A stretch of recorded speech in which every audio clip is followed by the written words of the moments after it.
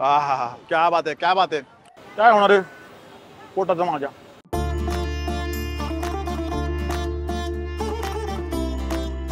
माझी हिंमत नाही झाली त्यामुळे मी इथे खात नाहीये.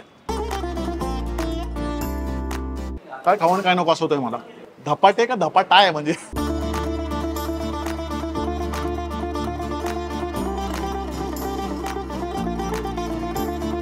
तर खाऊ दे मला, बस झालं आता.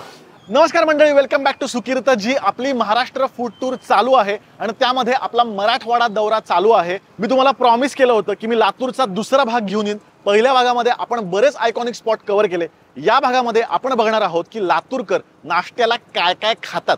आता मी लातूरचा जो आयकॉनिक भाग आहे गंजगोलाई त्याच्या एक्झॅक्ट समोर उभा आहे. 16 रस्ते या मुख्य चौकाला येऊन मिळतात.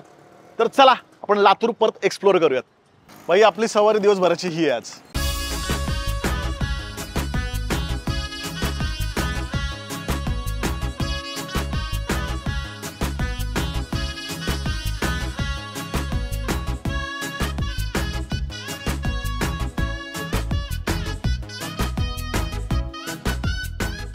आहा, जो काय सुवास दरवळतोय. बाय द वे लातूरमध्ये मला असं दिसतंय की इडली कल्चर खूप आहे. म्हणजे खूप साऱ्या ठिकाणी इडली चटणी मिळते आणि इथली चटणी फेमस आहे. म्हणजे इथली चटणी बनवण्याची पद्धत वेगळी असं मला बऱ्याच लातूरकरांनी सांगितलं. बरेच इथे इडलीची रेस्टॉरंट म्हणूयात, टपऱ्या म्हणूयात, बऱ्याच ठिकाणी इडली मिळते. पण त्यातलं आम्हाला कळलं की सूर्यदक्षिण हे प्रसिद्ध इडलीचं ठिकाण आहे. असं टिपिकल नाही का 5 स्टार हॉटेलमध्ये कसं ते एक एक ग्रेव्ही एक टाकतात, तसं त्याने 3 इडल्या अशा रचून त्याच्यावर खूप सारी पांढरी चटणी आणि त्याच्यावर लाल चटणी अशी त्याने टाकली. म्हणजे दिसताना पण खूप छान दिसत होतं, टेम्पटिंग एकदम. तर पहिलीच मी इडली ट्राय करतो. आणि by the way jeera rice खाल्लाय, पण जिरा डोसा आयुष्यात पहिल्यांदा खाणार आहे. इथला जिरा डोसा पण प्रसिद्ध असं त्यांनी मला सांगितलं. पण डोसा आपण नंतर बघूयात. पहिले आपण इडली खाऊयात.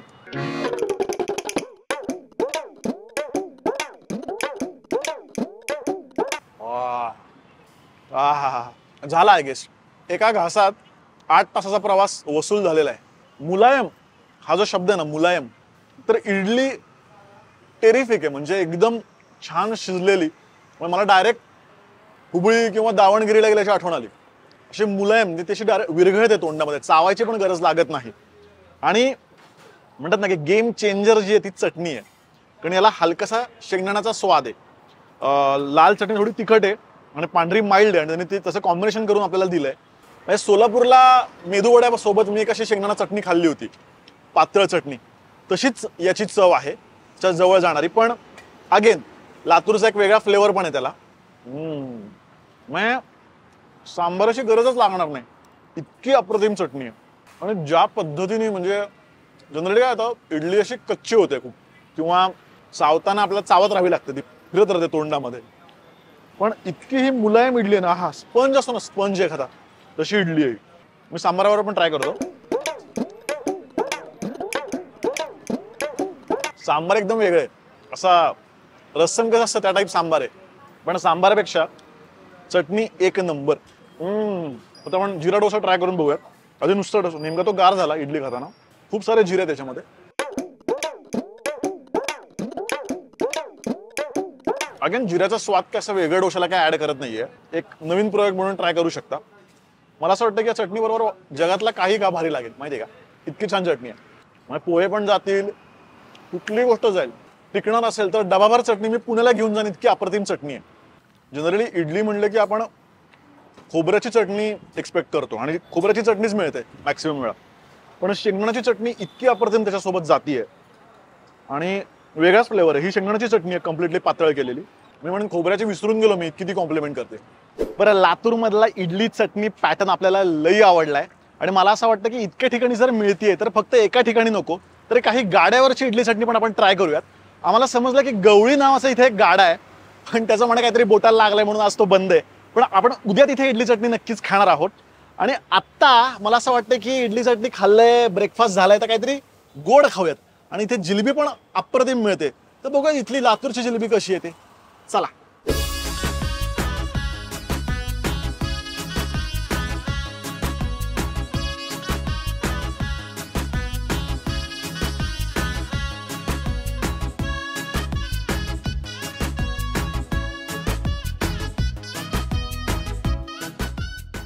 प्लेट गरम आहे कम्प्लीट. खूप सारा गोंगाट आहे, पण आत्ता आपण आलोय छत्रपती शिवाजी महाराज चौकातल्या बुरहानपूर जिलेबी सेंटरमध्ये. आणि इथली प्रसिद्ध आहे मावा जिलेबी. मावा म्हणजे आतून खवा असतो, खव्याची जिलेबी असते. तर आपण खाऊन बघूयात. असे गरमागरम त्यांनी ताजी ताजी असे तळून दिलेली आहे आम्हाला. हाताला जाणवत आहे माझ्या किती गरम आहे ती.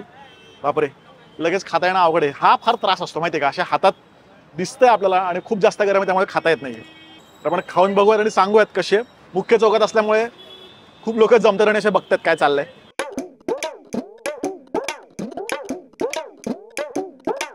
शपथ, हा क्या बात आहे, क्या बात आहे. गुलाबजामचा जिलेबी फॉर्म खाल्ल्यासारखं वाटतंय मला, कारण खव्याचा असल्यामुळे गुलाबजाम सारखी चव आहे आणि पाकात आहे पूर्णपणे. अप्रतिम आहे आणि ही मिळत नाही खूप ठिकाणी इतकी चांगली मावा जिलेबी. आतनं पूर्ण कच्चं नाही आहे कुठेही, फार सुरेख. मला वाटतं ते खूप जास्त गोड असेल, पण अगदी प्रमाणात गोड आहे. मी अख्खं संपवू शकतो, इतकी सुंदर आहे. मला ना याची गंमत वाटते. म्हणजे आपल्याला असं वाटतं ना की शहरामध्ये काय, निम शहरामध्ये किंवा लातूरसारख्या ठिकाणी काय मिळणार आहे. तर हे अशा ज्या आयकॉनिक गोष्टी आहेत ना, या खऱ्या अर्थाने त्या शहराचं फूड कल्चर बनवत असतात. असे कुठेच खाल्लेलं नाही आतापर्यंत मी जिलेबी. मावा जिलेबीसाठी फेमस आहे हे, पण इथे साधी जिलेबी सुद्धा मिळतीये. मला असं वाटतं ही इतकी चांगली आहे तर साधी पण ट्राय करावी. मी साधी ट्राय करतो. तोपर्यंत तुम्ही एकच काम करा माझं, प्लीज शेअर करा हा व्हिडिओ आणि सबस्क्राईब करा चॅनलला. खूप लोक त्याला व्हिडिओ बघतात पण सबस्क्राईबच करत नाहीत. आपल्याला सबस्क्रायबरची गरज आहे, तर प्लीज सबस्क्राईब करा. साधी पण घेतली. आज वजनाचा कॅलरी बिलरी काय विचार करायचा नाही बरं का, अजिबात कर. तुम्ही करू नका, मी पण करत नाही. साधी जिलेबी साधी पण उत्तम आहे. ऍक्च्युली खूप खुसखुशीत आहे. ती थोडीशी मऊसर आहे ना, कारण खव्याची जिलेबी आहे. ही साधी सुद्धा अप्रतिम आहे. मुख्य म्हणजे दोन्ही जिलेब्या ज्या आहेत खूप माइल्ड आहेत, अजिबात जास्त गोड नाही, त्यामुळे तुम्ही भरपूर खाऊ शकता.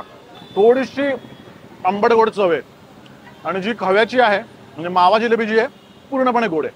ते पण समजू शकतो राव, काय होणार आहे पोटाचं माझ्या.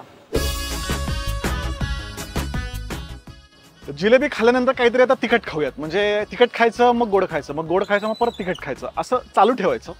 तर एक झकास ठिकाण आम्हाला समजलेलं आहे. तिथले धपाटे खूप छान मिळतात. तर मराठवाड्यातले धपाटे हे मी म्हणजे पुण्यात गाड्या बघितल्यात फक्त मराठवाड्यातले प्रसिद्ध धपाटे. तर ऍक्च्युली मराठवाड्यात येऊन आपण धपाटे खाऊयात आणि बघूयात ते कसे.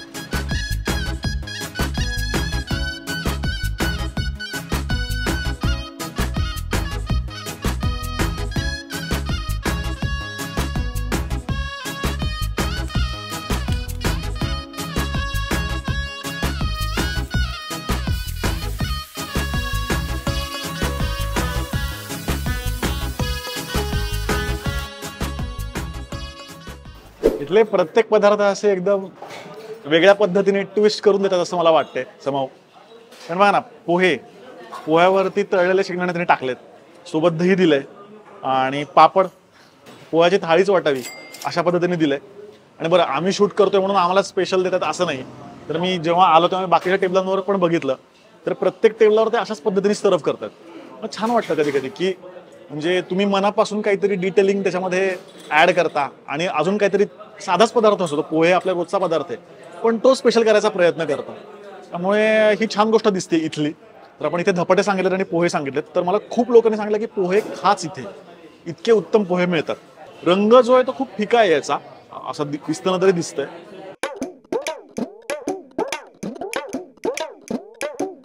सुरेख. आपण घरी बनवतो ना तसे इतके माइल्ड पोहे, म्हणजे अथांग सुद्धा खाऊ शकतो. आणि कसलाच मसाला किंवा मीठ सुद्धा खूप कमी आहे मीठ याच्यामध्ये. आणि म्हणूनच त्यांनी सोबत मिरची दिली तळलेली. बरेच लोक धपाटे आहेत द्या बाबू, धपाटे का धपाटा आहे म्हणजे एवढं खाल्ल्यावर धपाटाच बसायचा पोटात. क्या बात. मी म्हणलं तसं डिटेलिंग म्हणजे थाळीच दिली त्यांनी पूर्णपणे. आपण लगेच जरा फोकस हलवायला नको, आपण आता पोह्यावर फोकस आहे ना, आता पोह्यावरती. तर मी म्हणलं तसं की माइल्ड आहेत, प्रचंड माइल्ड आहेत आणि म्हणून सोबत मिरची दिली. मग तुम्हाला खायच्यात झणझणीत पोहे आणि मिरचीचा तुकडा तोडा. आणि बरेच लोकांना मी तसंच खाताना बघितलं. छान पोहे आहेत. ओके, आता आपण धपाट्यांकडे मोर्चा वळूया. वा, तर धपाटा नाही तर म्हणलं तसं धपाटा थाळीच आहे की. तर आधी फक्त धपाटा खाऊयात.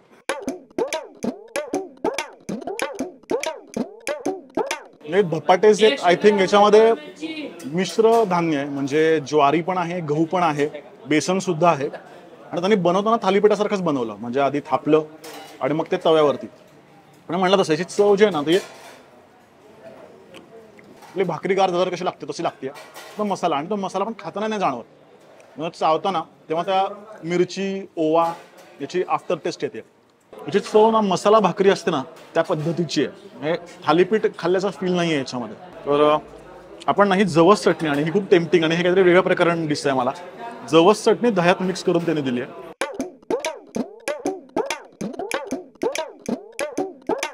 हा काय स्वाद आहे जवसाचा. आणि जवस चटणी दहीभाताबरोबर सुद्धा अप्रतिम जाते, म्हणून त्याने दह्यात मिक्स करून दिली. हा ठेचा आहे,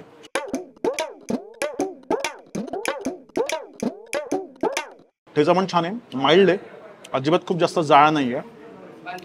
आता हा मटकीचा रस्सा आहे आणि कढी. कढीत काही लोकांनी पोह्यासोबत किंवा जे वाटेल त्याच्यासोबत सुद्धा कढी घेतली आहे, पण टाक कसं येतं तशी कढी आय थिंक इथे घेतात. हा सुरेख आहे कढी. चांगली गोष्ट म्हणजे गोड नाही गेली, नाही तर आजकाल कढीत साखरच घालतात, डायरेक्ट स्वीट डिशच बनवून टाकतात. तुझं आंबटपणा आहे ताकाचा, तो कढीमध्ये परफेक्ट आहे, आवडलेलं आहे. म्हणजे संजय क्वालिटी, मला असं काय वाटलं स्वतःच म्हणतात क्वालिटी नाही का, स्वतःच जाहीर केलंय क्वालिटी, पण संजय क्वालिटी खऱ्या अर्थाने क्वालिटी फूड आहे, नक्कीच क्वालिटी फूड आहे. आणि मला वाटतं इथे मिसळ पण आहे, ऑमलेट सुद्धा आहे, खूप गोष्टी मिळतात इथे. प्रत्येक पदार्थ हा चविष्टच असणार असं मला वाटतं. वा, काय खावण काय नको असं होतंय मला. धपाट्यांवरतीच ताव मारतो आता, तर खाऊ दे मला, बस झालं आता.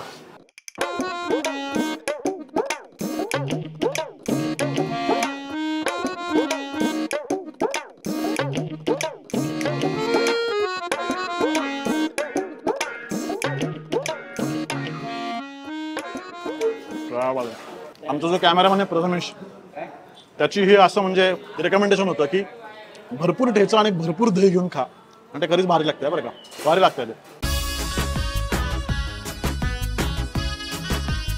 तर आता लातूरमध्ये शेळके नावाचं ठिकाण आहे, तिकडे पुरी भाजी उत्तम मिळते असं आम्हाला कळलं, तर ते ठिकाणच बंद झालंय.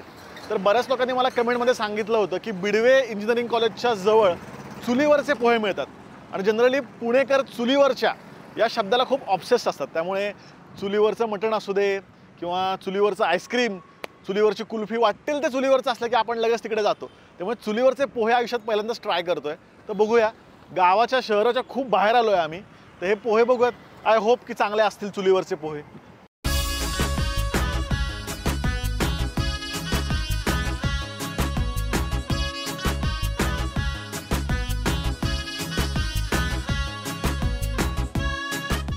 अशा रीतीने चुलीवरचे पोहे मिळालेले आहेत. छान गोष्ट म्हणजे पोहे बनवून ठेवत नाहीत. बऱ्याच वेळा काय होतं की पोह्याचा असा ढिगारा असतो आणि ते बनवून ठेवलेले असतात, त्यामुळे ते बऱ्याच वेळा ड्राय लागतात. त्यांनी मला सांगितलं की आम्ही सांगितल्यावरतीच पोहे बनवतो, म्हणजे एक प्लेट असेल तरी ते बनवतात खास. भारी गोष्ट म्हणजे चूल धगधगत राहावी म्हणून अशी ती मॅन्युअल फुकणी असते ना, तर यांच्याकडे सायकलसारखी फुकणी होती जी इंटरेस्टिंग होती. तर पोहे आलेत, त्यांनी त्याच्यासोबत कच्चा कांदा दिलाय. काय म्हणजे लॉजिक आहे, पण हा म्हणजे इंदोरला देतात बऱ्याच वेळा इंदोरी पोह्यांमध्ये कच्चा कांदा, पण त्याने असं उभा दिलाय आणि मिरच्या पण दिलेल्या आहेत. तर ऑफकोर्स मराठवाडा म्हटल्यावर मिरचीशिवाय पान हलत नाही इथे. पोहे बघूयात आपण कसे आहेत.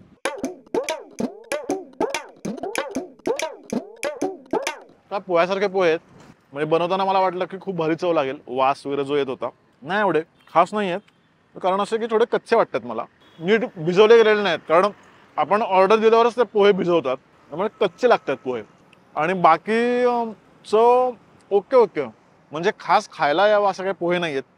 मे बी चुलीवरचे पोहे असं ते गिमिक असल्यामुळे प्रसिद्ध असावं, पण पोहे काय एवढे खास नाही आहेत इथे.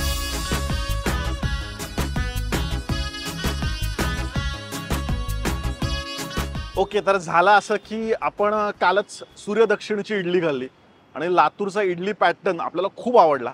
म्हणजे ज्या पद्धतीने चटणी इथली आहे, मग चटणीची गंमत आहे, आणि इडली सुद्धा म्हणजे अशी मी साऊथ इंडियाला सुद्धा खाल्ली नव्हती अशा पद्धतीची इडली होती. त्यामुळे मला असं वाटलं की काही अजून इडलीचे स्पॉट कव्हर करूयात, म्हणून गवळी नावाचा गाडा आहे इथे, तिथे आम्ही आलो आणि खूप नाव ऐकून होतो आणि म्हणून इथे आलो. पण सॉरी, म्हणजे असेल चवीला खूप चांगली, पण इतकी भयानक पद्धतीने ती इडली बनवत होते, म्हणजे हायजीन. म्हणजे मला मान्य आहे, मी खूप स्ट्रीट फूड खातो, बऱ्याच जुन्या किंवा कळकट्टा स्पॉटमध्ये जातो आणि मी म्हणतो सुद्धा की जितकी जागा कळकट्ट तितकी चव असेल. पण जरी हे मान्य केलं तरी ज्या पद्धतीने इथे इडली देत होते म्हणजे भीती वाटली मला. फुटपाथवर गोष्टी ठेवलेल्या होत्या, प्लास्टिकच्या ज्या बादल्या असतात त्याच्यामध्ये इडलीचं पीठ होतं, माशा सगळ्या रस्त्यावर फुटपाथच्या बाजूला. ते बघून मला खावंसं नाही वाटलं. त्यामुळे माझी हिंमत नाही होते, मी नाही खाऊ शकत आहे. म्हणजे मला मान्य स्ट्रीट फूड वगैरे, पण बेसिक हायजीन तरी असायला पाहिजे असं मला वाटतं. म्हणजे ज्यामुळे माझ्या तब्येतीला काही इजा होणार आहे अशी गोष्ट मी नाही खाऊ शकत आणि तुम्हालाही रेकमेंड नाही करू शकत. त्यामुळे गवळी असेल चवीला चांगली, लातूरकरांचं प्रेम असेल, पण सॉरी माझी हिंमत नाही झाली, त्यामुळे मी इथे खात नाहीये. खायची असेल लातूरला तर बेस्ट इडली सूर्य दक्षिण इडली, स्वच्छ होती आणि फक्त 10 रुपयाचा फरक आहे या दोन्ही इडल्यांमध्ये आणि अप्रतिम चव होती आणि त्या चटणीची चव मी कधीच विसरणार नाही. चलो, तर हे होते आपले लातूर मधले स्पॉट. आपण लातूर 2 भागांमध्ये कव्हर करायचा प्रयत्न केला. ऑफकोर्स काही स्पॉट राहिले असतील, प्लीज समजून घ्या की सगळे एकूण एक स्पॉट कव्हर करणं शक्य होणार नाही. शेवटी मला एकच स्पॉट आहे, पण काही राहिले असतील तर प्लीज मला कमेंटमध्ये सांगा. त्याचबरोबर मला बरेच लोक पावभाजीचे रिकमेंडेशन देतात, तर शक्यतो मी पावभाजी नाही कव्हर करत, कारण पुणे मुंबईला बऱ्याच ठिकाणी पावभाजी मिळते आणि पावभाजी काय अशी वेगळी अशी काय मिळणार आहे.